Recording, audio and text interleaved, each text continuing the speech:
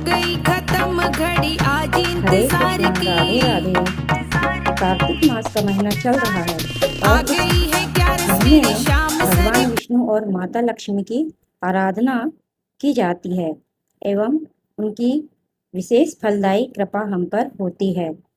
कार्तिक मास का हम 11वां अध्याय एवं 12वां अध्याय सुनेंगे। कार्तिक मास में प्रतिदिन अध्याय सुनना चाहिए एवं अपने जीवन का कल्याण अवश्य करें। नारद जी ने कहा, एक समय जलंधर पत्नी सहित असुरों से सम्मानित हो सभा में बैठा था तो परम कीर्तिवान श्री शुक्राचार्य जी वहां पहुंचे, जिनके तेज से सब दिशाएं प्रकाशित हो गई। गुरु जी को आता देख असुरों सहित सागर पुत्र ने उठकर बड़े आदर से उनको प्रणाम किया। तेजस्वी शुक्राचार्य जी ने सबको आशीर्वाद दिया। फिर एक आसन पर बैठकर सब दैत्य भी यथास्थान बैठ गए और सागर पुत्र ने नम्रता से यह प्रश्न किया, हे गुरुजी, राहु का सिर किसने काटा था? आप हमें बताएं। इस पर श्री शुक्राचार्य जी ने विरोचन पुत्र हिरण्यकश्यपु और उसके धर्मात्मा पौत्र का परिचय देकर देवताओं और असुरों द्वारा समुद्र मंथन को संक्षेप में कहा। यह बताया कि जब समुद्र से अमृत निकला तो उस समय देवताओं की सभा में राहु अमृत पीने चला गया। इस पर इंद्र के पक्षपाती भगवान विष्णु ने राहु का सिर काट डाला। यह सुनने के साथ ही जलंधर के नेत्र लाल हो गए। उसने बड़ा क्रोध किया। फिर अपने धसमर नामक दूत को बुलाकर गुरु को कहा, सब वृतांत सुनाया और उसे यह आज्ञा दी, तुम शीघ्र ही इंद्रपुरी में जाकर इंद्र को मेरी शरण में लाओ। धसमर जलंधर का बड़ा निपुण दूत था।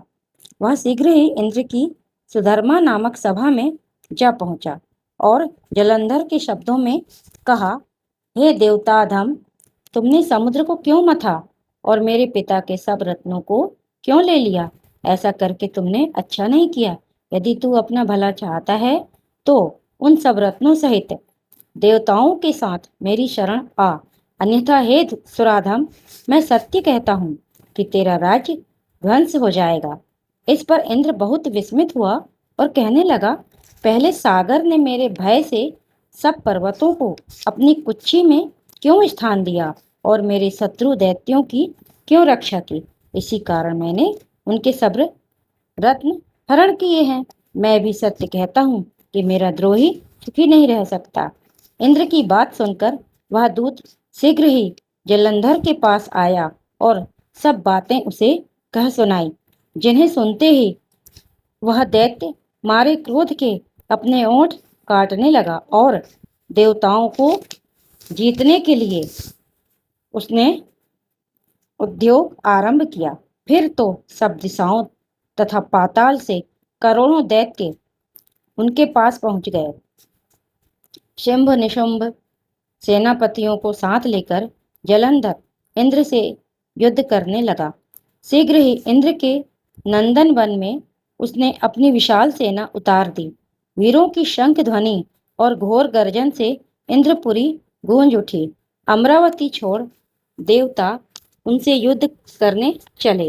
भयानक मारकाट हुई। दोनों पक्षों के आचार्य अपने अपने मृतकों को जलाने लगे। असुरों के आचार्य गुरु शुक्र अपनी मृत संजीवनी विद्या से और देवगुरु बृहस्पति द्रोणागिरी से औषधि लाकर मुर्दों को जलाते रहे। इस पर जलंधर ने अपने गुरु शंकराचार्य जी से क्रुद्ध होकर कहा, मेरे हाथ से मरे हुए देवता जी कैसे जाते हैं? जलाने वाली विद्या तो सब आपके पास ही है, फिर यह क्या बात है? इस पर श्री शुक्राचार्य जी ने देवगुरु श्री बृहस्पति जी द्वारा द्रोणागिरी से औषधि लाकर देवताओं के जलाने की बात कह दी। यह सुनकर जलंधर और भी क्रुद्ध हो गया। श्री शुक्राचार्य जी ने कहा, क्रुद्ध क्यों होते हो? यदि शक्ति हो तो द्रोणागिरी पर्वत को उखाड़कर समुद्र में फेंक दो, तब मेरे कथन की सत्यता प्रमाणित हो जाएगी। इस पर जलंधर क्रुद्ध होकर शीघ्र ही द्रोणागिरी पर्वत के पास जा पहुंचा और अपनी भुजाओं द्वारा उसे जड़ से उखाड़कर समुद्र में फेंक दिया। यह भगवान शंकर का तेज था, इसमें जलंधर की कोई विचित्रता नहीं। पश्चात यह सागर पुत्र युद्ध भूमि में आकर बड़े वेग से देवताओं का संहार करने लगा। जब बृहस्पति औषधि लेने के लिए द्रोणागिरी पर्वत पर पहुंचे तो द्रोणागिरी की जगह वहां पर उन्हें सूना मैदान मिला। तो वह भयभीत होकर देवताओं के पास आए और कहा कि युद्ध बंद कर दो, तुम लोग अब जलंधर को नहीं जीत सकोगे। पहले इंद्र ने जो भगवान शंकर का अपमान किया था, यह उसी का फल है। यह सुनकर देवता युद्ध की आशा त्याग अत्यंत ही व्याकुल हो इधर उधर भागने लगे। सिंधु सुत निर्भय होकर अमरावती में प्रविष्ट हो गया। इंद्र आदि देवताओं ने गुफाओं में शरण ली। अब हम 12वां अध्याय सुनेंगे। श्री नारद जी ने कहा, तब जलंधर को अपनी खोज में आते देख कर इंद्र आदि देवता भय कंपित होकर वहां से भी भाग निकले। भागकर वह बैकुंठ से भगवान विष्णु के पास पहुंचे। फिर देवताओं ने अपनी रक्षा के लिए उनकी स्तुति की। देवताओं की उस दीन वाणी को सुनकर करुणा सागर भगवान विष्णु ने उनसे कहा, देवताओं, तुम भय को त्याग दो, युद्ध में मैं शीघ्र ही उस जलंधर को देखूंगा। ऐसा कहने के साथ भगवान गरुड़ पर जा बैठे। तब देवताओं सहित उन्हें युद्ध क्षेत्र की ओर प्रयाण करते देख समुद्र तनिया लक्ष्मी के नेत्रों में जल भर आया और उन्होंने कहा, हे नाथ, यदि मैं सर्वदा आपकी प्रिय हूँ और भक्त हूँ तो मेरा भाई आप द्वारा युद्ध में कैसे मारा जाना चाहिए। इस पर भगवान विष्णु ने कहा, यदि तुम्हारी ऐसी ही प्रीति है तो मैं उसे अपने हाथों से नहीं मारूंगा, परंतु युद्ध में तो जाऊंगा ही, क्योंकि देवताओं में मेरी बड़ी स्तुति की है। ऐसा कहकर शीघ्र शंख चक्र गदा पद्मधारी भगवान विष्णु गरुड़ पर चढ़े हुए शीघ्र ही युद्ध के उस स्थान में जा पहुंचे जहां पर जलंधर विद्यमान था। विष्णु के तेज से अर्पित देवता सिंहनाद करने लगे।